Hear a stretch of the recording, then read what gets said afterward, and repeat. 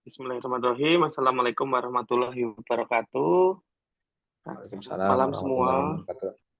Ya, pertama-tama mungkin sebelum mulai saya ingin mengaturkan terima kasih dulu kepada Dr. Dani yang secara luar biasa menginisiasi acara kita malam hari ini ya. Lalu saya juga ingin mengaturkan terima kasih pada Naturafit yang sudah mendukung berlangsungnya acara ini dan saya ingin menyapa ayah bunda semua ya yang mengikuti webinar kita malam hari ini. Mungkin sebelumnya nih saya di sini tentu terus terang tidak merasa yang paling tahu mengenai hal ini. Saya bicara ini semata-mata karena yang minta Dokter Dani ini ya, saya tidak bisa mengatakan tidak ini. Gitu. Dan ilmu ini sangat luas, dinamis, dan mungkin pada banyak hal Dokter Dani lebih menguasai daripada saya. Jadi nanti kita diskusi bareng aja ya, itu ya Dokter Dani Siap, ya. Dok. Iya, ya, jadi saya mendapatkan amanah materinya mengenai dampak gadget dan game pada tumbuh kembang anak serta tips pencegahannya. Ya, mudah-mudahan ini bisa langsung kita terapkan ya di kehidupan kita sehari-hari. Uh, ini CV saya, dilewatin saja. Topik bahasannya, waktunya 40 menit ya, Dokter Dani ya. Iya, Dok. Topik bahasan kita malam ini tuh apa saja sih dampak game dan gadget menurut orang tua. Lalu yang kedua, anak-anak kita nih, anak-anak kita itu karakteristiknya bagaimana sih gitu ya. Yang remaja, dewasa muda itu termasuk Gen Z, sedangkan yang masih anak-anak itu termasuk Gen Alpha. Tentu dengan karakteristiknya masing-masing. Lalu nanti kita berkenalan dengan apa itu media dan screen time. Lalu dampak gadget yang pertama tadi menurut orang tua, yang ini adalah dari hasil beberapa penelitian. Yang terakhir, saya ingin memperkenalkan Internet Gaming Disorder, bahwa kecanduan game itu sudah menjadi atau akan menjadi satu diagnostik penyakit yang perlu kita waspadai gitu ya. Nanti ini sangat erat kaitannya dengan keilmuan dari Dokter Dani juga di sini. Kita masuk topik yang pertama. Jadi ini slide kalau nggak salah sudah pernah waktu saya juga dengan Dokter Dani ya, yang tahun berapa itu beberapa tahun yang lalu. Banyak sekali anggapan orang tua terkait gadget, baik positif maupun negatif. Misalnya sejak anak saya dikasih HP misalnya menjadi lebih pinter gitu. Ada juga yang menyatakan anaknya menjadi lebih tenang gitu, sehingga orang tua bisa mengerjakan hal yang lain saat anaknya menjadi tenang dengan HP itu. Ada juga yang menjadikan HP itu supaya anaknya mau makan gitu. Jadi kalau pakai HP itu kesannya makannya menjadi lebih banyak dibandingkan kalau tidak. Lalu ada juga orang tua yang mengeluh gitu. Anak saya itu kalau sudah pegang HP kebablasan gitu. Selain tenang malah dia lebih intens dengan HP-nya gitu. Kadang pas orang tuanya sudah kepingin ngajak bermain, interaksi malah menjadi sudah agak acuh anaknya. Ada juga yang mengeluhkan seperti itu. Ada juga ini di praktek sehari-hari kami sebagai dokter anak, sering orang tua itu mengeluhkan anaknya terlambat bicara dibanding anak-anak sebelum seusianya. Saat ditanya apakah anaknya megang gadget, HP, laptop, nonton TV, dan kawan-kawan, jawabannya sebagian itu iya gitu, dengan jumlah screen time atau waktu yang terpapar dengan layar itu ternyata memang berlebihan. Jadi ini dampak-dampak yang dirasakan oleh orang tua. Ada positifnya dan ada juga negatifnya. Nah, kita mengenal generasi ya. Anak-anak kita itu yang masih kecil itu generasi alfa. Generasi alfa itu yang lahir tahun 2011 sampai sekarang. Jadi ini grafik ini dibuatnya tahun 2020. Di atasnya itu ada Gen Z. Gitu. Gen Z ini yang sekarang menjadi yang paling besar jumlahnya. Gen Z itu sekarang remaja sampai dewasa muda. Nanti kita mengenal masing-masing generasi itu mempunyai karakteristiknya masing-masing dengan banyak faktor yang berpengaruh. Saya, Dokter Dani itu termasuk generasi Y ya, atau milenial. Seperti itu ya. Nanti disesuaikan bisa kita lihat kalau pengen tahu masing-masing dari kita itu generasi apa. Nah, kita masuk ke generasi Z. Ini terkenal mungkin sering sekali dibahas ya di mana-mana Gen Z gitu. Jadi Gen Z itu punya karakteristik sendiri, mungkin berbeda dengan generasi saya, milenial. Gen Z itu sampai generasi Alpha juga, tapi mulai generasi Z itu adalah generasi yang dia sudah hidup dengan dunia digital yang sudah maju gitu. Mungkin mereka tidak mengalami dunia tanpa dunia digital gitu. Dan mereka menjadikan teknologi itu sebagai kehidupan sehari-harinya, sudah sangat dekat lekat dengan adanya teknologi, dunia digital dan lain-lain. Dan Gen Z ini sekarang sudah menjadi yang, kalau ini data dari Jogja ya, itu sudah menjadi persentase yang cukup banyak gitu. Nanti kalau kita bicara politik ini juga jadi rebutan ini ya, tapi kita tidak bicara sampai sana. Nah, tapi kita juga melihat kalau buka di internet, kalau kita bicara di usia remaja itu beritanya ngeri-ngeri juga gitu. Misalnya ada yang berita terkait tawuran, bullying, misalnya pesta miras gitu ya, tabrakan karena ada yang balapan liar misalnya seperti itu. Jadi ini perilaku-perilaku anak-anak yang memasuki usia remaja. Gitu. Jadi ini satu hal penting nanti yang putra-putrinya sudah remaja, pasti kekhawatirannya itu di sini. Nah, pasti remaja, mungkin secara cepat saja, remaja itu adalah periode usia yang merasa dia paling sehat gitu.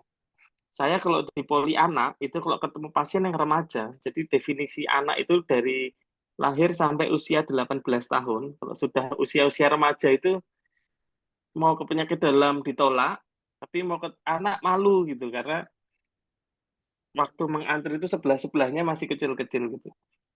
Dan mereka biasanya merasa memang paling sehat gitu. Ini usia-usia yang sehat yang sudah mungkin merasa tidak perlu datang ke tenaga kesehatan karena sehat. Padahal usia remaja itu justru usia paling rentan gitu. Karena di situ ada perubahan-perubahan fisik yang dialami di masa remaja yang tidak dialami di usia lain, dan ada perubahan mental, emosional, serta perilaku. Gitu. Masalahnya, remaja itu terkadang sudah agak sulit dipegang orang tua gitu, karena yang faktor yang paling dipegang berpengaruh di usia remaja itu justru kadang-kadang teman-temannya gitu, bukan orang tuanya lagi. Nah, salah satu yang menjadi concern kita adalah adanya perilaku-perilaku berisiko yang sering dikerjakan oleh remaja gitu. Yang kadang kalau kita yang sudah tidak remaja lagi, kadang berpikir kok kok ya aneh gitu, kok kamu melakukan hal seperti itu, kok nekat banget gitu. Yang mana bagi remaja mungkin keren sekali saya bisa melakukan hal seperti ini gitu. Mungkin kalau yang kita mungkin ya yang masih mengalami masa remaja atau dewasa muda, pas sudah masuk Facebook itu kalau scroll-scroll belasan tahun yang lalu mungkin, wah malu juga ya, kenapa kok zaman dulu saya melakukan hal-hal seperti ini yang mungkin tidak masuk akal kalau bisa kita lakukan dulu seperti itu. Nah itulah salah satu ciri khas usia remaja. Jadi sudah pernah saya buat ya materi tentang ini, mengapa remaja suka melakukan hal yang berbahaya. Nah, kenapa alasannya? Jadi area di depan, kalau kita memegang depan dahi kita itu, kita pegang kepala kita, di dalamnya itu ada bagian otak yang namanya prefrontal cortex. Di sini ini, prefrontal cortex. Nah, di bagian ini adalah bagian yang bertanggung jawab untuk fungsi-fungsi eksekutif. Jadi otak di bagian prefrontal cortex yang di depan itu adalah otak yang berfungsi untuk tugas-tugas atau fungsi-fungsi eksekutif yang ini membedakan manusia dengan hewan gitu ya, karena hewan tidak punya bagian ini. Bagian ini bertanggung jawab pada kondisi yang memerlukan ya, berpikir, menganalisa, kita mau melihat dampak jangka pendek, dampak jangka panjang gitu.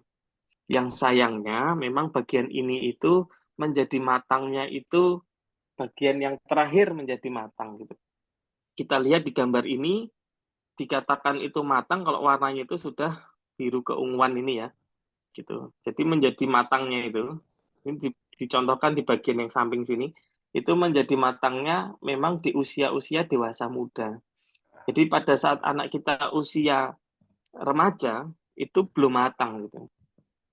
Padahal dia sudah mampu melakukan tindakan-tindakan yang mungkin tidak bisa dilakukan pada anak-anak kecil gitu ya, yang itu berbahaya, berisiko gitu. Nah, inilah kenapa remaja-remaja itu banyak melakukan kegiatan-kegiatan yang berisiko tadi. Karena memang belum matang saja gitu, belum nyambung saja otaknya untuk dia bisa mencerna bahwa tindakan-tindakan ini berisiko. Nah, ini adalah usia remaja ya. Kita mungkin sekarang kalau yang ibu-ibu yang masih punya anak yang lebih kecil itu tahu bahwa 1000 hari pertama itu adalah fase emas pertumbuhan otak ya, perkembangan otak. 80% otak dewasa itu selesainya di umur sampai 2 tahun. Ternyata nanti di umur remaja di sini itu otak mengalami perkembangan yang kedua kalinya gitu. Jadi kita masih punya kesempatan untuk memberikan stimulasi-stimulasi yang baik bagi anak-anak remaja itu supaya dia benar gitu pertumbuhan dan perkembangannya.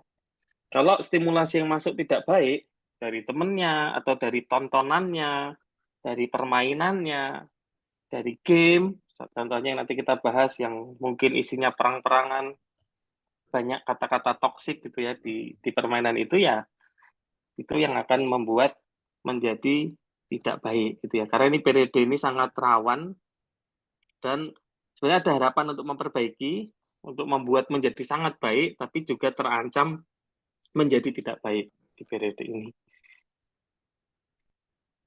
Nah, ini tahap-tahap remaja, tidak usah terlalu detail gitu, tapi di periode remaja ini ada 3, early, pertengahan, dan remaja akhir ya, yang sudah akan menjadi dewasa. Salah satu periode yang paling berisiko dari 3 ini adalah yang pertengahan gitu. Jadi kalau saya ditanya, paling sulit mana sih menjadi guru SD, SMP, SMA? Sebetulnya paling sulit itu kalau menurut keilmuan ini adalah SMP gitu. Karena SMP ini adalah periode yang paling riskan gitu di sini. Yang ini ya, gitu. Kalau di sini sampai dia salah pergaulannya, maka kedepannya biasanya akan menjadi lebih berat, menjadi lebih tidak baik gitu ke depannya. Nah, ini periode-periodenya gitu. Mungkin saya lewatin saja ya tadi, tapi bisa kita lihat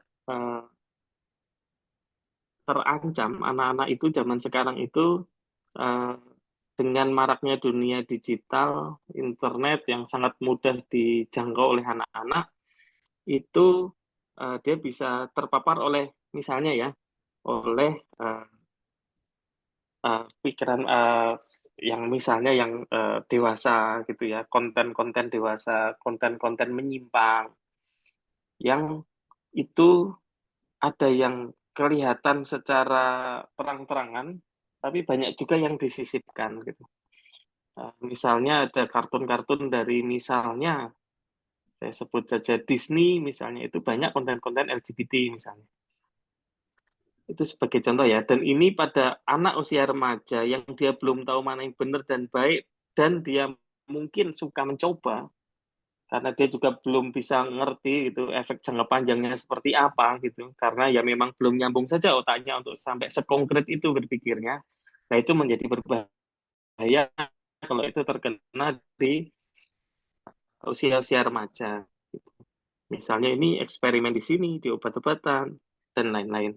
Mungkin ada yang menarik ya, salah satunya berani berdebat. Wah, jadi kalau kalau di dunia medsos sekarang yang paling senang-senang berdebat itu kadang-kadang di usia-usia remaja ini. Ya, baik, saya lanjutkan.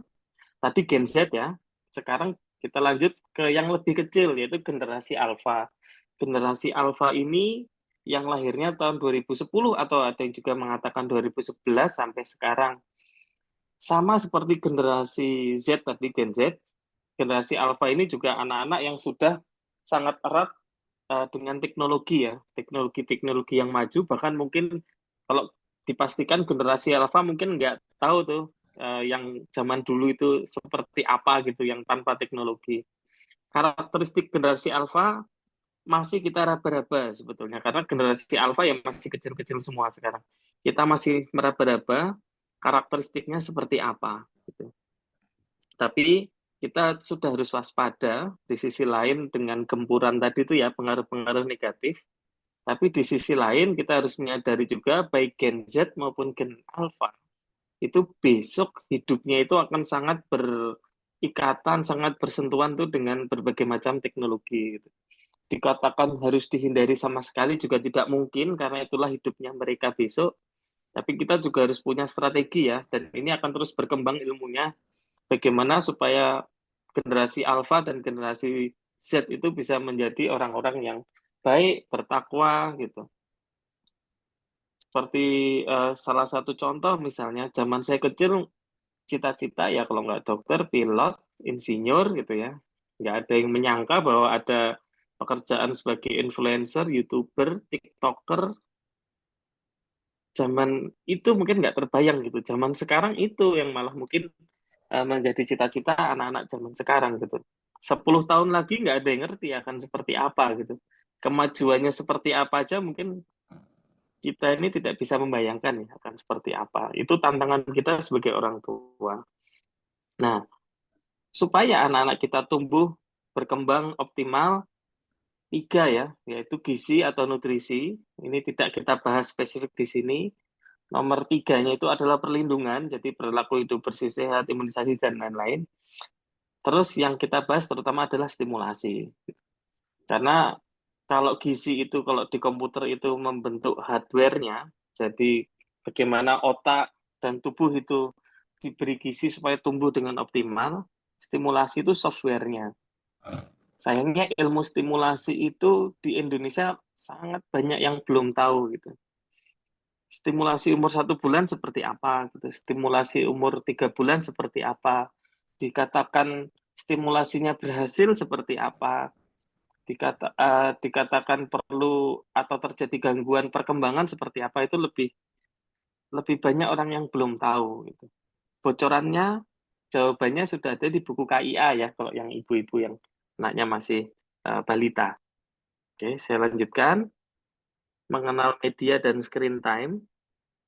Ya, yang disebut media, uh, saluran atau komunikasi, alat komunikasi untuk menyimpan atau menyampaikan informasi atau data. Kita semua pasti erat ya sama media kalau zaman sekarang. Bisa berupa koran, internet, televisi, radio, mungkin sudah mulai jarang. Majalah juga mungkin mulai jarang. Nah, yang kita perhatikan di sini adalah salah satunya adalah media digital yang lewat internet ya, termasuk di dunia game. Nah, ada data-data yang cukup menarik di bawahnya itu. Ternyata 40% bayi berusia 3 bulan dan 90% bayi berusia 2 tahun itu sudah terpapar media layar ya. Yang saya mungkin juga bingung ya, anak usia 3 bulan untuk apa gitu diberi media layar. Dan nanti kita lihat dampak-dampaknya dengan pemaparan itu. Rata-rata anak menghabiskan waktu 3,5 jam sehari untuk nonton televisi. Ini data-data ilmiah ya yang ini. Terus anak-anak usia prasekolah sudah terbiasa dengan perangkat digital sebelum mereka mengenal buku. Yang keempat, tren menunjukkan peningkatan penggunaan dan usia yang lebih mudah untuk akses pertama terhadap media, dalam hal ini adalah media layar atau screen. Yang dimaksud screen time adalah kegiatan yang dilakukan di depan layar. Jadi kalau dibilang berbahaya nonton HP, nonton TV sama saja karena itu layar juga gitu. Tablet sama saja karena itu layar juga. Monitor sama saja, TV sama saja gitu. Dan kegiatannya macam-macam ya, bisa dari menonton sampai bermain video game, baik game yang konsul maupun game yang online. Sekarang kita mulai digempur dengan adanya game yang online. Nah, dampak gadget pada anak, jadi kita tahu tadi 1.000 hari pertama adalah masa emas kehidupan. Di sini anak membutuhkan gizi yang terbaik karena pertumbuhan otak anak, mungkin saya ulangi, 80% itu selesainya di umur 2 tahun. Jadi 80% otaknya dewasa itu nanti sama di usia 2 tahun itu. Jadi 80% pertumbuhannya di situ. Membutuhkan gizi, ya, gizi terbaik, makanya kita harus waspada terhadap stunting, tapi ini nanti masalah yang lain. Yang kedua, di usia 2 tahun itu juga membutuhkan stimulasi yang baik gitu, dan anak itu sangat merekam semua yang dia alami gitu, karena anak itu belajarnya dari observasi gitu. Dia akan mengobservasi, memperhatikan, meniru apa yang ada di sekitarnya gitu. Makanya ini adalah periode yang sangat sensitif dan sangat responsif. Anak tentu akan mendapatkan stimulasi yang positif maupun stimulasi yang negatif. Makanya di usia ini kita harus hati-hati sekali gitu, hati-hati sekali. Stimulasinya negatif terus, dampaknya pasti tidak baik. Nah, overstimulasi, stimulasi berlebihan pada satu reseptor sensorik itu bisa menyebabkan ketidakseimbangan reseptor di otak anak. Salah satunya dengan paparan layar. Itu salah satu overstimulasi yang dampaknya tidak baik. Ada beberapa penelitian, saya sajikan di sini, ada satu penelitian di tahun 2009 yang menyatakan bahwa tidak ada manfaatnya menonton televisi untuk anak usia 0 sampai 2 tahun. Seperti yang tadi saya sampaikan, anak-anak ini belajarnya observasional gitu. Hal basic yang harus dia pelajari sebetulnya adalah mengenal dirinya, mengenal lingkungan di sekitarnya gitu. Bagaimana kegiatan-kegiatan di sekitarnya, skills makan itu seperti apa gitu. Hal-hal yang basic itu yang harusnya dipelajari oleh anak gitu. Dan televisi justru menyebabkan stimulasi yang keliru gitu di usia-usia ini gitu. Dia banyak terstimulasi oleh yang sebetulnya dia tidak perlukan. Penelitian tahun 2007 oleh Zimmerman ini ternyata ada hubungan antara pemaparan televisi yang dini itu dengan terjadinya masalah atensi pada anak-anak gitu. Ya, gangguan atensi pada anak-anak. Lalu berikutnya di tahun 2017 ada penelitian, ternyata kalau yang ditonton itu kontennya itu berkualitas, kualitasnya tinggi, yang terkait dengan edukasi, jadi konten edukasi yang berkualitas, kalau itu ditontonnya di usia preschool, itu dapat meningkatkan kemampuan atau skills akademik dasar pada anak-anak dan ke depan akan menjadi salah satu prediksi kalau performa akademiknya akan baik. Ada dampak positifnya memang, tapi syaratnya adalah hanya konten yang edukatif yang berkualitas gitu. Jadi kalau kontennya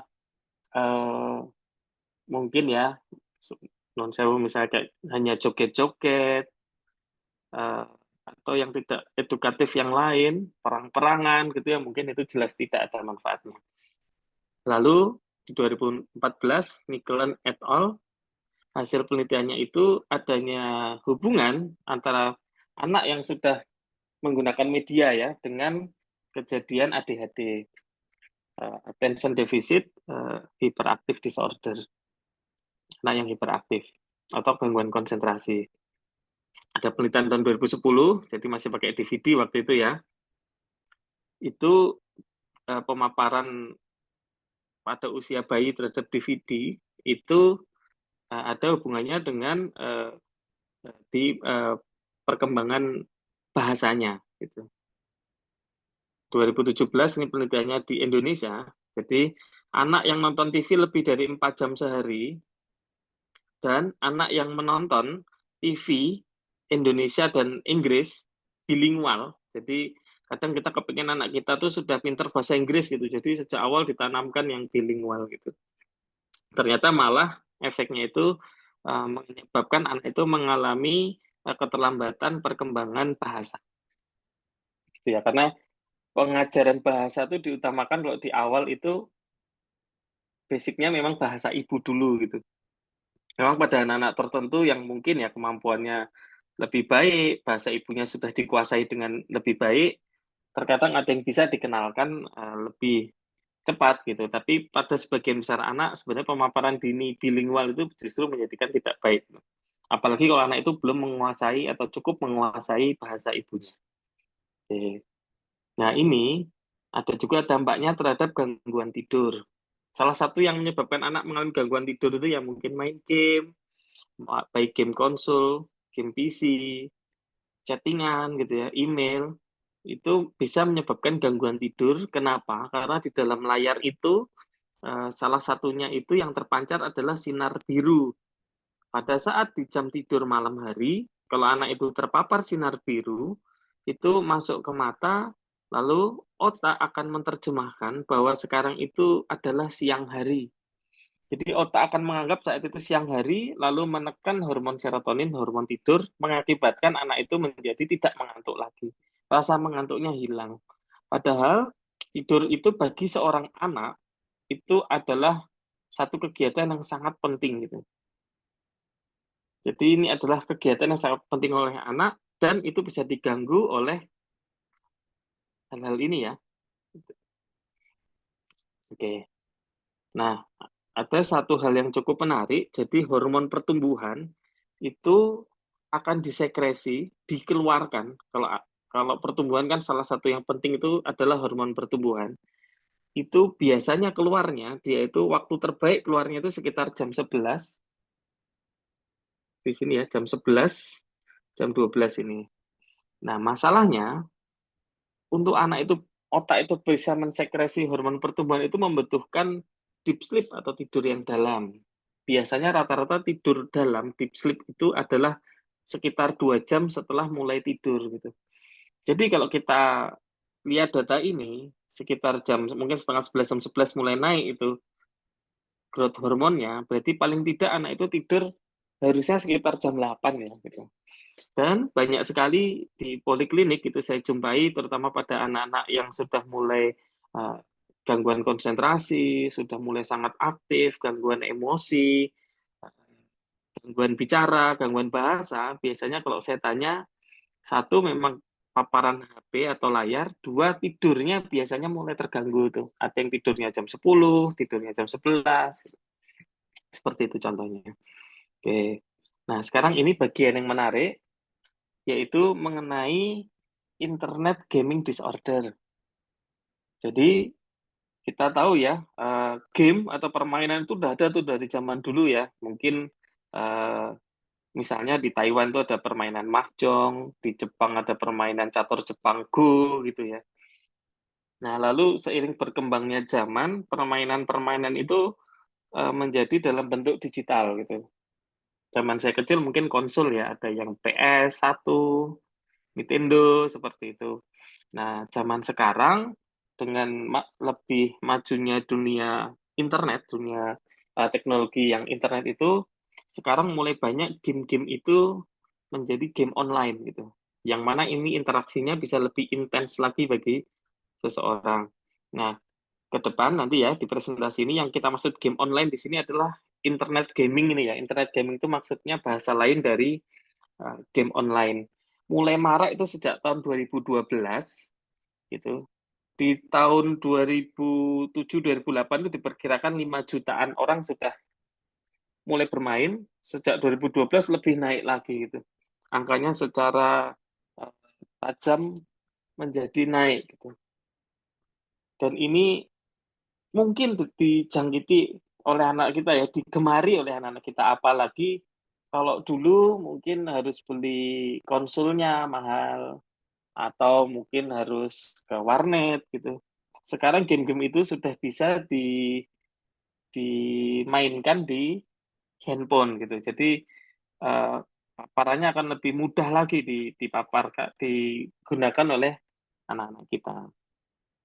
Selanjutnya ini mulai banyak penelitian ya dari sini. Ini ada dua, ada yang ini buku, ini penelitian, ini juga penelitian-penelitian gitu. Karena para ahli sekarang sudah mulai mendeteksi ini lama-lama ini bisa jadi penyakit ini gitu kalau dibiarkan dan tidak kita antisipasi gitu.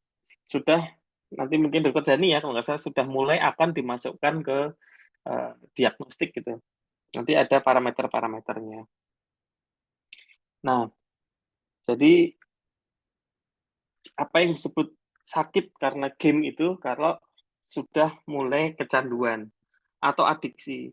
Yang disebut kecanduan itu kalau keterikatannya dengan game ini itu atau internet gaming ya, dalam hal ini bisa game online atau internet gaming itu sudah sedemikian erat dan mendalamnya yang sampai bisa mempengaruhi hal-hal yang lain gitu, mempengaruhi prestasi belajarnya, emosinya, dan bisa mengakibatkan kerusakan di hal-hal lain, terutama di kehidupan nyata ya, di kehidupan nyata itu.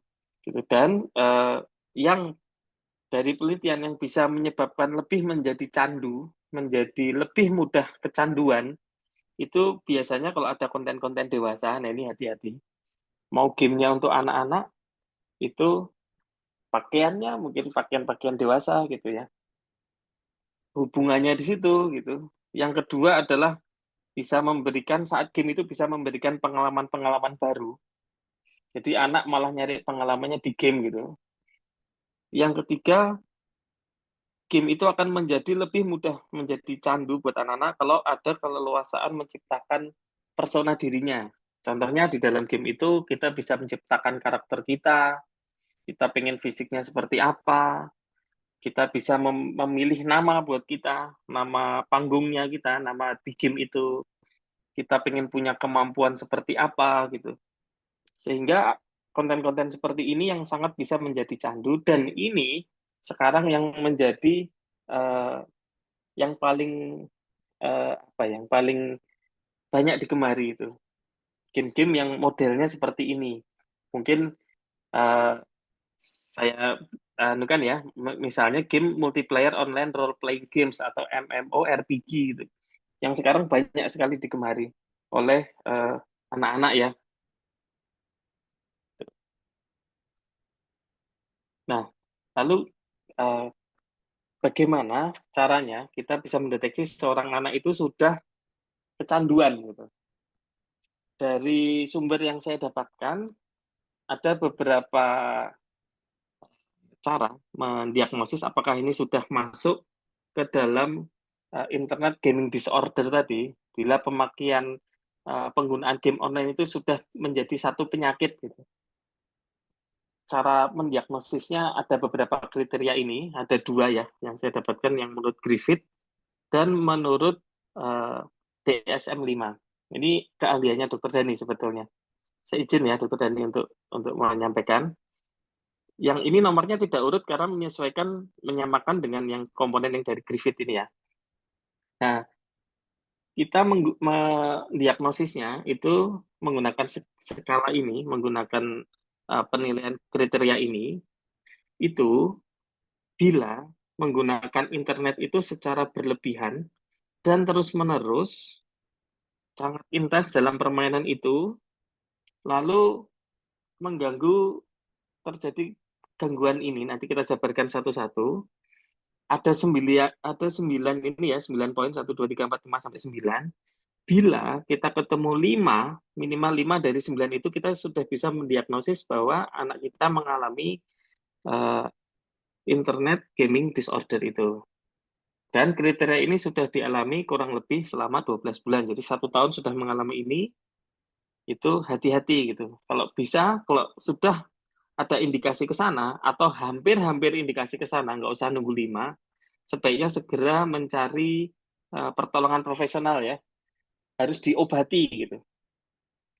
Yang pertama, poin nomor 1 ini maksudnya adalah uh, sudah sangat terikat gitu, sudah sangat asik dengan game itu gitu.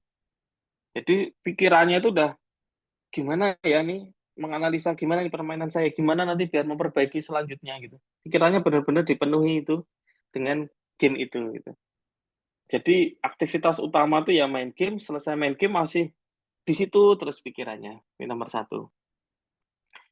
Ya, nomor 1 ini sama dengan komponen dari Griffith ya. Salience itu begitu pentingnya arti game itu buat seseorang yang mengalami internet gaming disorder ini. Yang poin kedua adalah dia bisa mempengaruhi mood. Jadi kalau yang DSM itu nomor 8, ini memang tidak urut gitu ya. Nomor 8 itu adalah uh, kita bisa menggunakan itu untuk kalau kita moodnya tidak baik, cemas gitu, pelariannya itu ke situ gitu. Kalau zaman saya mungkin dulu pelariannya ke makan, misalnya gitu ya, stres makan, seneng makan gitu. Pada anak-anak dengan ini ke game gitu, gitu. Jadi setiap dia stres ke situ lagi, setiap ada masalah ke situ lagi. Lalu toleransi yang ini, yang di poin nomor 3. Jadi toleransi itu maksudnya biasanya mungkin dia main game 1 jam itu sudah puas gitu ya, dia sudah merasa cukup, lalu berkegiatan di yang lain, lama-lama itu bisa menjadi toleran gitu. Artinya terus kurang gitu. Lama-lama wah satu satu jam belum belum memuaskan ini hasrat main gamenya. Lama-lama 2 jam, lama-lama 3 jam, terus naik gitu. Jadi ambang ambang puasnya itu menjadi terus meningkat gitu. Kalau sudah seperti itu berarti sudah tercapai tuh poin toleransi itu. Yang berikutnya adalah withdrawal. Jadi yang withdrawal itu maksudnya adalah jadi kalau misalnya kita tidak bisa bermain game gitu atau game itu dijauhkan, dilarang oleh orang tuanya, udah nggak boleh main game lagi misalnya gitu. Terus bisa menjadi tantrum kalau anak kecil ya, atau kalau anak yang lebih besar atau yang remaja misalnya begitu ditarik terus cemas, mengalami kecemasan, atau malah mudah marah, emosi, sedih yang berlebihan gitu saat dia nggak dapat gamenya lagi. Itu dapat poin withdrawal symptom seperti kalau eh, narkoba itu kalau apa sakau itu ya seperti itu. Lalu di poin Griffith juga ada terjadinya konflik. Konflik ini dijabarkan di poin DSM itu nomor 5, 6, 7, dan 9. Nomor 5 itu adalah dia gara-gara saking tertariknya, saking terikatnya dengan game itu, sampai dia hilang ketertarikannya itu terhadap hobi dan kesenangan yang sebelumnya gitu. Misalnya dulu pas sebelum kecanduan game dia masih senang membaca buku atau mungkin senang berolahraga sepak bola misalnya atau futsal. Begitu dia sudah masuk ke tahap penyakit ini, penyakit internet gaming ini, dia betul-betul hilang gitu ketertarikannya dengan yang hobi-hobi yang sebelumnya gitu. Betul-betul ya hanya itu adiksi di situ. Lalu yang poin nomor 6 itu jadi meskipun dia sudah ngerti bahwa uh, penggunaan game yang berlebihan itu akan menimbulkan berbagai masalah, berbagai dampak psikososial, dia sudah tahu, sudah diberitahu, mungkin secara kalau usia yang sudah besar dia sebetulnya juga sudah menyadari hal itu, tapi tetap dia nggak bisa berhenti gitu. Dia tetap berlanjut terus menggunakan atau bermain game online atau internet gaming itu secara tetap terus berlebihan terus. Itu nomor 6. Terus yang poin nomor 7 itu kalau sampai kita bisa mengetahui gara-gara waktu yang mungkin berlebihan dengan game online itu sampai dia berbohong. Baik berbohong pada keluarganya atau kalau pada anak-anak yang sudah menjalani terapi. Jadi terapinya itu salah satunya itu memang terapi psikoterapi, dia sampai ketahuan berbohong gitu. Nah, itu masuk poin yang nomor 7 itu. Lalu yang terakhir poin nomor 9 itu adalah memiliki sampai yang membahayakan kehidupan di dunia nyata ya, baik misalnya uh, mungkin kehilangan pekerjaan, nilai-nilai sekolah jadi hancur semua gitu, atau kesempatan karirnya menjadi terdampak gitu. Nah, itu adalah hati-hati di situ. Yang terakhir adalah relapse. Relapse itu berulang ya. Yang terakhir yang poin nomor 4 itu kalau yang di DSM ini di sini yaitu uh, sudah gagal ya untuk mengontrol uh, ke ke apa namanya ke keterlibatan di dalam dunia game online itu. Kalau ada tanda-tanda ini yang di sini adalah 5 minimal, itu kita sudah bisa mendiagnosis individu ini mengalami internet gaming disorder. Nah, ini dari satu penelitian. Jadi dari semua yang main game itu, jadi dari yang masuk penelitian itu 50% itu bermain game secara reguler. Dari yang 50% itu mengatakan semua kegiatan yang online, kegiatan yang berkaitan dengan online, game online itu menjadi yang paling favorit itu 11%-nya. Lalu 2% dari semua ini didiagnosis dengan yang tadi, kriteria sebelumnya tadi, di slide sebelumnya itu 2% memenuhi kriteria. Jadi data terakhir dari ini data tentu akan terus dinamis ya, akan mungkin berubah seiring perkembangan penelitian lebih lanjut. Ada 2% yang mengalami internet gaming disorder. Regulasi pemakaian gadget, jadi ini mungkin cepat saja. Jadi tadi di bawah 2 tahun tidak dianjurkan terpapar layar sama sekali. Tapi 1-2 tahun itu boleh kecuali hanya video call saja yang boleh. Yang lain tidak dianjurkan. Biarkan anak-anak itu berlatih berbagai macam skills yang dia dapatkan dari observasional uh, lingkungannya. Tugas kita adalah memberi contoh yang baik, stimulasi-stimulasi positif tadi buat anak-anak kita. 2-6 tahun boleh maksimal 1 jam dengan catatan yang kontennya edukasi yang berkualitas tadi. 6-12 tidak lebih dari 1 sampai 1,5 jam per hari. Untuk anak remaja tidak boleh lebih dari 2 jam per hari. Ini tantangannya ya, gitu. Nah, orang tua itu penting banget pada yang sudah terpapar konten-konten yang mohon maaf seperti yang konten-konten dewasa atau saya sebut saja pornografi itu sudah seperti narkoba gitu. Ada satu buku itu yang namanya narkolema ya, narkotika lewat mata.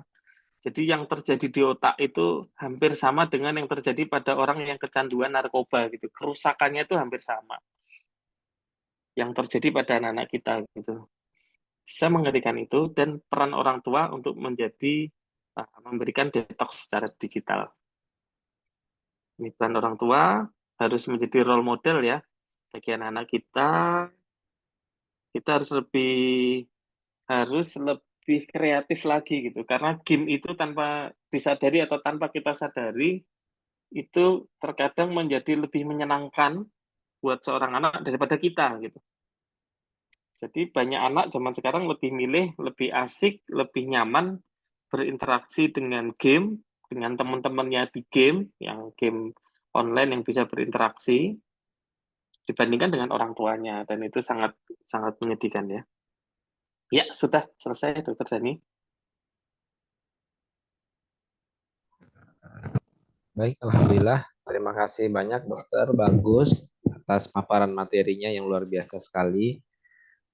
Masya Allah ya, luar biasa memang dokter bagus kalau jelasin itu jelas, gamblang gitu, luar biasa memang.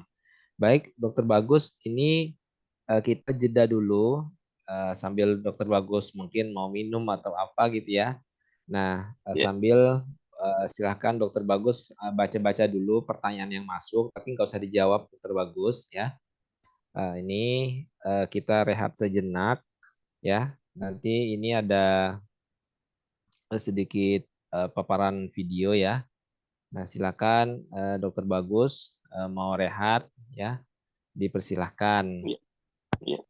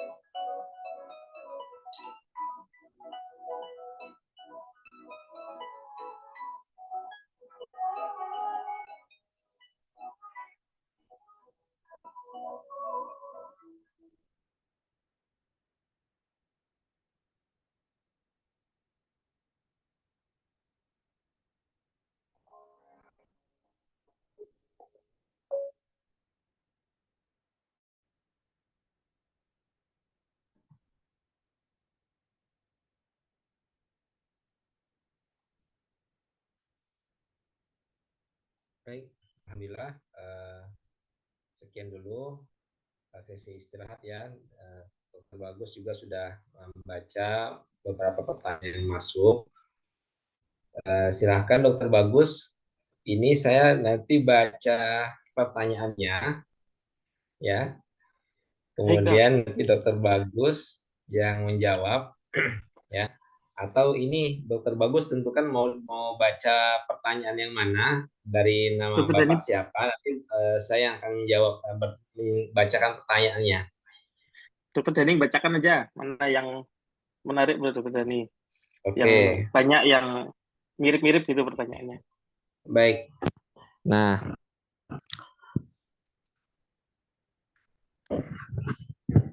nih. Oke, ini dari Ibu Widiati. Nah, dari Ibu Susi Widianti, halo dok, saya mau tanya, anak saya baru mau usia 2 tahun nanti, tapi sudah dikenalkan gadget sejak usia 18 bulan. Nah, jadi bentar lagi 2 tahun sudah kenal HP 18 bulan dan saya kadang kasih tontonannya seperti Upit Kids. Nah, kartun-kartun Islami itu loh dok. Yang mau Ya, saya tanyakan bagaimana solusi cara agar anak tidak screen time lagi jika sudah terlanjur diberikan karena kita sebagai orang tua tidak bisa menghindari gadget sama sekali. Nah, mohon sarannya dok. Terima kasih. ya, terima kasih pertanyaannya ya. Jadi sesuai anjuran di bawah 2 tahun sebetulnya tidak dianjurkan. Karena tadi juga ada data penelitian yang menunjukkan bahwa sebetulnya nggak ada gunanya pemaparan gadget yang dini itu gitu. Lebih baik si anak itu berinteraksi dengan kita saat kita mengaji mungkin dibandingkan diberikan gadget dan dia screen time di situ gitu. Kecuali video call. Jadi sarannya memang untuk di bawah 2 tahun jangan di screen time dulu. Beratnya adalah saat kita memutuskan tidak screen time, bagi orang tua adalah biasanya orang tuanya juga nggak boleh megang HP itu. Gitu. Jadi kalau kita pengen supaya anaknya menjadi tidak terlalu intens dengan HP, memang syaratnya kita juga nggak boleh intens dengan HP juga gitu. Syaratnya berarti kita harus mampu meluangkan waktu untuk anak kita gitu. Itu yang kadang-kadang juga kita sulit gitu, sayangnya. Pulang kerja masih bawa pekerjaan gitu ke rumah. Ya mungkin kayak kita ya dokter Dani, kadang memang nggak bisa lepas betul-betul itu karena kadang-kadang memang ada IGD yang masuk pasien misalnya begitu. Tapi kalau bisa diminimalisir dulu, ditahan-tahan dulu gitu, jangan dulu. Kalau sudah terlanjur, mudah-mudahan masih bisa dialihkan ke hal-hal yang lain gitu. Cuman ya itu, syaratnya orang tuanya juga harus berani lepas HP dulu gitu. Saya yang ngomong pun susah gitu ya, saya mengakui dulu. Gitu. Memang susah sekali, teorinya mudah gitu. Tapi kalau bisa dilakukan itu sangat baik gitu. Oke, Nanti kalau baik di dok. atas 2 tahun silakan. Ya, baik dok. Nah, oke. Dok, kalau menurut dokter Bagus, ya, ini kan kita juga mengenal ada turnamen-turnamen game untuk anak-anak SD atau SMP atau SMA ya dok. Turnamen game online begitu. Nah, kalau dokter Bagus memandang sebagai seorang dokter spesialis anak dan juga remaja, itu bagaimana saran terbaik untuk orang tua dok? Apakah dibiarkan saja anak yang main game online, turnamen seperti itu, atau lebih baik cari alternatif itu bagaimana dok? Lebih baik cari alternatif dok, gampang jawabannya. Karena Ya, untuk mengasah skills bermain game itu pasti perlu latihan ya. ya. Maksudnya kalau seorang anak itu pengen ahli bermain satu game, dia pasti harus melatih skillsnya, melatih intuisinya, nalurinya. Yang itu pasti butuh waktu tuh. Mungkin sehari dia harus berlatih sekian jam gitu. Dan itu sangat rentan jadi adiksi kalau yang seperti itu. Yang perlu diketahui, eh, kerusakannya di otak saat terjadi adiksi. Baik adiksi game online, adiksi internet, adiksi judi. Sekarang mungkin yang agak-agak baru jadi adiksi judi ya, nggak hanya di anak-anak, mungkin di dewasa juga. Itu bisa merusak prefrontal cortex yang di depan itu. Gitu. Karena Baik. kadang targetnya kan kalau itu kan mungkin ya targetnya saya juga nggak terlalu ngerti gitu. Mungkin bisa salah targetnya kan mungkin pengen terkenal, pengen uang itu kan hal-hal yang sebetulnya untuk masa depannya mungkin juga nggak terlalu banyak gunanya. Ini Baik, pendapat saya, Dokter Dani. baik dokter. Kemudian Mm-mm. dari Pak Amin Tohari, nah kalau anak atau remaja ya dok kecanduan gadget itu nanti dampak psikologis atau dampak non psikologisnya ketika dia dewasa apa aja dok? Singkat aja dok. Baik, jadi salah satu yang perlu anak kuasai itu memang eh, stimulasi yang harus kita berikan itu misalnya sosialisasi, bagaimana dia menghadapi permasalahan. Jadi anak itu jangan dihindarkan dari masalah ya. Kadang memang kita harus melatih anak itu untuk survive, untuk bisa mencari pemecahan kalau dia dapat masalah. Kadang dia dapat masalah, kadang dia sedih, kadang dia harus bersosialisasi dengan orang. Yang itu pasti tidak didapatkan di dunia game. bahkan kadang game itu malah jadi pelariannya dia gitu. Jadi dia mungkin menjadi tidak pede dengan dirinya, dia larinya ke sana, dia stres larinya ke sana, yang itu semua tidak nyata gitu. Jadi malah mengganggu masa depannya yang jelas. Interaksinya besok mungkin tidak akan baik gitu. Ya, justru mengganggu masa depan ya, Dok. Baik, pertanyaan Ya, dari Alexander Kiano. Nah, gimana ya, Dok, cara mencegah anak ini jangan sampai terjadi gaming disorder pada anak usia 7 tahun, tapi tidak bikin dia juga gaptek, alias tetap nyambung secara teknologi kalau diajak ngobrol. Nah, ini dua mata sisi, Dok. Nah, bagaimana, Dok? Kalau dari perspektif dokter anak, Dok? kalau dari saya itu faktor pentingnya memang orang tua harus tetap mengawasi tuh, harus tetap hadir di situ. Jangankan 7 tahun, remaja pun yang seakan-akan sudah kita anggap sudah ya mungkin hampir dewasa gitu pun sebetulnya masih perlu kehadiran orang tua gitu. Tadi ada slide-nya, di slide itu bahkan di usia remaja yang mungkin belasan tahun pun sebetulnya mereka belum bisa membedakan, belum bisa mengetahui apakah ini baik dan buruk gitu, sepenuhnya belum bisa tahu. Jadi tetap orang tua harus hadir gitu. Kalau game-game itu kita nilai ya, udah deh semua hampir semua game itu hampir semua ya tidak semua itu pasti ada konten berantemnya, perang-perangannya. Yang menarik kan itu tuh. Mungkin mencari uang dengan di game itu juga bisa gitu. Yang itu tentu tidak nyata kan seperti itu. Belum toksiknya. Mengerikan kok Bapak Ibu tahu ya gimana toksiknya interaksi di dunia game itu gitu. Toksik itu ya dari kata-kata kasar, kata-kata jorok gitu. Jadi jangan kaget sekarang masih SD kecil itu kata-katanya udah sedemikian mengerikan gitu. Ya mungkin dia dapatnya dari temannya, mungkin dari temannya di dunia online juga bisa. Baik, Dok. Nah, kemudian, Dok, dari Ibu Leni Nur. Nah, jadi beliau ini punya anak 5 tahun. Kalau makan, anak Ibu Leni ini suka minta lihat YouTube Kids. Nah, kalau lihat YouTube Kids, makannya jadi lama dan kadang emosinya tidak terkontrol. Nah, artinya sudah beliau Ibu Leni ini sudah mengakui ini salah gitu. Apa yang harus saya lakukan, Dok? Nah, kalau mau periksa bagaimana prosedurnya. Nah, baik, Dok. Anu gini, jadi salah satu kesalahan yang banyak terjadi itu adalah saat memberi makan dikasih distraksi. Jadi harapan sisi orang tua adalah anaknya itu lengah. Jadi didistraksi, dialihkan perhatiannya supaya perhatian anak itu ke sesuatu yang mendistraksi. Yang baru keren itu dikasih tontonan YouTube. Mau YouTube sekalipun untuk ayah bunda ketahui isinya tetap disusupi oleh hal-hal yang negatif gitu. Jadi kembali ke yang makan tadi, makan didistraksi supaya lengah, lalu target orang tua kan makannya habis gitu. Itu adalah pemikiran yang sangat jangka pendek gitu.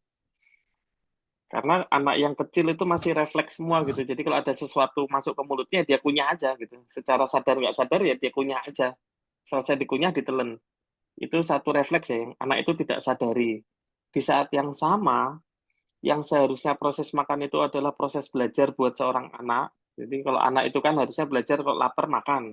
Caranya makan seperti ini gitu. Harusnya kan anak itu belajar seperti itu gitu.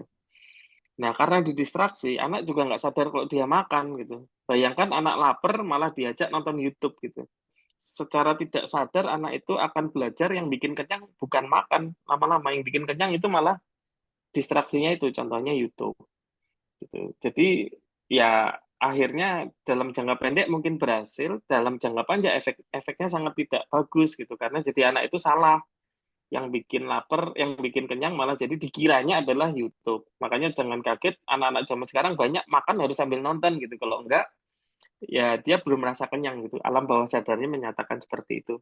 Yang kedua, banyak anak yang saya jumpai itu mengalami kesulitan makan itu karena skills makannya nggak bagus gitu ya, karena dia nggak pernah belajar. Yang tadi saya sampaikan, anak-anak itu belajar observasional ya. Jadi biar dia ngerti cara makan, ya dia harus melihat orang sekitarnya gitu. Oh, caranya makan seperti itu gitu. Bayangkan saat harusnya dia belajar malah dikasih YouTube gitu. Dia nggak belajar apa-apa gitu. Dan YouTube itu sangat menarik atensi anak gitu, karena YouTube atau layar ya, layar apapun itu sangat menarik atensi anak gitu, sangat menarik buat anak-anak. Makanya fokusnya bisa ke situ gitu, fokusnya di dunia nyata bisa terganggu. Salah satunya gangguan emosi tadi. Jadi kalau sudah seperti itu memang harus didetox tadi itu ya. Dan proses ini sangat sulit gitu. Maksudnya tantangannya banyak gitu. Jadi jangan diharapkan misalnya, dok saya pengen dapat tips-tips seperti ini supaya untuk memperbaiki atau mengatasi anak yang kecanduan HP terus dalam seminggu pengen berhasil, itu saya rasa susah banget itu. Mungkin berbulan-bulan baru berhasil. Dan itu harus ada komitmen dan effort yang besar dari orang tuanya karena itu merubah sesuatu yang sudah menjadi kebiasaan dari kecil itu pasti butuh waktu dan butuh, sekali lagi yang sulit itu adalah butuh contoh gitu. Jadi biasanya orang tuanya juga harus nggak boleh juga makan sambil nonton HP ya, misalnya seperti itu. Jadi memang yang terbaik itu mencegah ya dok. Jangan sampai Oh, terjadi mencegah. kecanduan game. Nanti kalau sudah Betul. terjadi kecanduan game, butuh waktu, tenaga, dan bahkan biaya lagi buat ngobatinnya ya dok. Kalau pada tahap sudah kecanduan, eh, apa terapinya mungkin ada terapi psikoterapi, bahkan pada kasus tertentu butuh terapi obat gitu karena sudah mengganggu otaknya. Ya, ya, Pada tahap yang lebih lanjut lagi mungkin sudah terjadi kerusakan otak. Nah, itu kadang yang banyak orang tua mungkin belum menyadari gitu. Kalau ketergantungan atau kecanduan narkoba mungkin kita udah ya. Oh ini bahaya nih, otaknya bisa rusak nih, nanti bisa terlibat kejahatan gitu. Tapi kalau kecanduan game, kecanduan internet, masih belum banyak yang ngerti gitu. Nah itu bahayanya. nah, baik dok. Ini satu lagi mungkin eh, ini ada pertanyaan dari seorang guru SD. Nah, mungkin yang hadir pada malam hari ini juga ada tenaga pengajar atau kalangan pendidik gitu dok ya, baik itu TK, SD atau SMP. Nah, kata beliau begini, apa saja, nah, mungkin kalau trik dan tips sudah banyak tadi dokter Bagus sampaikan. Cuma titik tekannya adalah dok, hari ini banyak sekali guru di kalangan SD, yang paling sering SMP ya sekarang, bahkan SD juga itu interaksi belajar itu masih menggunakan HP dok, padahal sudah offline dan online lagi sekolahnya. Artinya anak-anak itu dikasih tugas lewat online, lewat HP, mengerjainnya juga lewat apa, link Google Form gitu ya, sehingga mereka juga bawa HP ke dalam kelas. Nah, jadi ketika guru menerangkan, saya tanya, kamu nonton YouTube atau mendengarkan penjelasan guru? Oh, saya nonton YouTube, Pak. Nah, saya bertanya, kok gurunya memperbolehkan kamu bawa HP masuk ke dalam kelas lagi? Nah, itu kalau perspektif terbagus seperti apa, Dok? Memandang ini. Iya, jadi kemarin sempat jadi masalah ya dari bagian Ikatan Dokter Anak pun saat itu juga agak pusing gitu saat pandemi kemarin karena screen time itu jadi naik banget gitu. Makanya akhirnya keluar rekomendasi yang tadi itu harus dibatasi. Seharusnya memang sudah lebih banyak luring ya kalau zaman sekarang dibandingkan daring. Kalau memang itu harus daring, ya berarti mungkin ini ilmunya guru saya nggak mungkin tidak terlalu menguasai, tapi mungkin harus ada cara-cara supaya membatasi itu gitu. Jadi mungkin kalau pas ujian pakai Google Doc, ya, tapi kalau pas pelajaran ya mungkin jangan lagi atau mungkin dengan metode lain gitu. Gitu. Karena kalau itu anak-anak zaman sekarang tuh pinter ya. Maksudnya bisa dengan lihai, mungkin jauh lebih lihai daripada kita-kita ini dalam teknologi itu gitu. Jadi bisa aja ngerjain gurunya misalnya tanpa kita ketahui karena uh, benar-benar kita mungkin beda banget ya generasinya gitu. Anak-anak sekarang sudah sangat pintar menggunakan HP-nya gitu. Ya, baik. Hati-hati gitu. Coba dipikirkan Ya, lagi kalau bisa yang daring-daring itu dibatasi atau dengan cara-cara yang lain gitu. ya. Dibatasi untuk yang harus daring saja gitu. Yang lainnya kok bisa luring. Baik, Dok. Terakhir, Dok, saya mohon izin. Beberapa waktu yang lalu saya ada WA Dokter Piprim, ketua kita, Ya, ketua Ikatan Dokter Anak Indonesia. Saya kurang lebih seperti saya sampaikan, Dok, ini gimana anak-anak sekolah gitu ya, sudah kecanduan gadget, kecanduan game ini gara-gara sekolah daring. Nah, sepertinya memang harus ada koordinasi ya, Dok, antara Ikatan Dokter Anak, kemudian dengan tenaga pendidikan dalam hal ya, ini para guru. Jadi memang harus ada koordinasi dari IDAI dok, karena kan kalau bicara anak kan lebih concernnya ya. IDAI ya, dengan dinas pendidikan dok, atau dalam hal ini apa Kementerian Pendidikan gitu ya. Mm, Atau mungkin nanti bisa juga koordinasi dengan bagian kedokteran jiwa. Tapi menurut saya betul. mindset umum masyarakat Indonesia kalau berkaitan dengan anak itu masih anak begitu ya. Nah, walaupun ini ada kaitan dengan jiwa, tapi memang leadernya ini menurut saya mindset masyarakat adalah anak gitu loh, dokter anak. Jadi sepertinya memang harus ada sinergi dok antara kesehatan anak begitu ya, kesehatan jiwa dan juga dunia pendidikan, baik itu TK, PAUD, SD, SMP atau bahkan SMA. Karena ini sepertinya banyak yang tidak sinergi dok, tidak kongruen dengan visi dan misi kita gitu ya, visi misi kesehatan anak, visi misi kesehatan jiwa dengan dunia pendidikan banyak beberapa hal itu yang kok sepertinya bertolak belakang tapi kok di Ya, kalangan pendidikan justru apa tidak sinergi begitu ya seperti yang kasus tadi kita bahas. Baik dok, alhamdulillah sudah pukul 9 lewat 8 atau 7 menit. Saya ucapkan selamat sekali kepada bapak-bapak yang ibu-ibu juga ya, saudara-saudari yang berkenan dan meluangkan waktunya hadir di malam hari ini ya. Insya Allah sedikit banyak pasti akan menginspirasi dan akan memberikan manfaat yang besar dan sampaikan juga pengetahuan pada malam hari ini kepada saudara-saudara teman-teman kita yang lain.